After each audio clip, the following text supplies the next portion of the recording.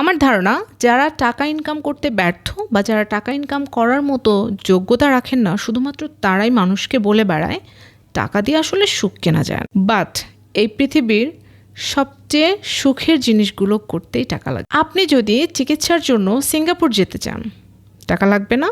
তো সর্বোচ্চ চিকিৎসা পেতেও তো অনেক টাকারই দরকার। আপনি যদি বর্তমান সময়ে সবচেয়ে ভালো অর্গানিক, একদম অথেন্টিক, ভেজালমুক্ত কোনো পণ্য কিনে খেতে চান, তাহলেও আপনাকে বেশি টাকা গুনতে হবে, কারণ ভেজাল পণ্যের দাম কম।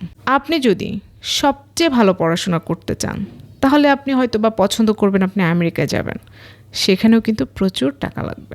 আপনার হয়তো কোনো স্বপ্নের দেশ আছে, সেটা ভ্রমণ করতে পারলে মানসিক শান্তি পেতেন, সেই শান্তির জন্য কিন্তু টাকাই লাগবে। শপিং মলের পাশ দিয়ে ঘোরাঘুরি করেন, অফিসে যাওয়ার সময় প্রায় তাকিয়ে দেখেন, অথবা বাইরে বের হলেই নানান চাকচিক্য পোশাক পরতেও ইচ্ছা করে, টাকা না হলে কিভাবে পরবেন? আপনার একটা বাড়ির শখ থাকতে পারে, একটা গাড়ির স্বপ্ন থাকতে পারে, আপনার ছোটোখাটো অনেক স্বপ্ন থাকতে পারে। হয়তো আপনি মনে মনে অঙ্ক আঁকেন, একটা সুন্দর একটা ছক তৈরি করেন, কিন্তু টাকা ছাড়া কি সম্ভব?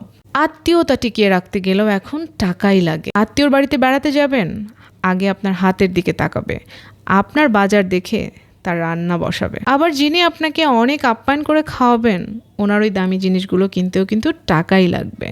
সো উভয় পক্ষের কিন্তু আত্মীয়তা রক্ষার জন্য টাকাই দরকার। সর্বশেষ খুব গুরুত্বপূর্ণ একটা কথা বলি, বেশিরভাগ পুরুষরা টাকা ইনকাম করে তার পরিবারের জন্য, পরিবারকে খুশি রাখার জন্য। কারণ সব পুরুষই জানে, যদি আমার ঘর খুশি থাকে তাহলেই সেই পুরুষের মন ভালো থাকবে, ঘরের মানুষ তাকে যন্ত্রণা দেবে না, আর সেখানেও টাকার সাথেই সম্পর্ক। ভিডিওটা দেখার পর অতিরিক্ত চিন্তা বাদ দিয়ে কোন কাজটা করলে আসলে টাকা ইনকাম করা যায়, নিজেকে সেই কাজে লাগান।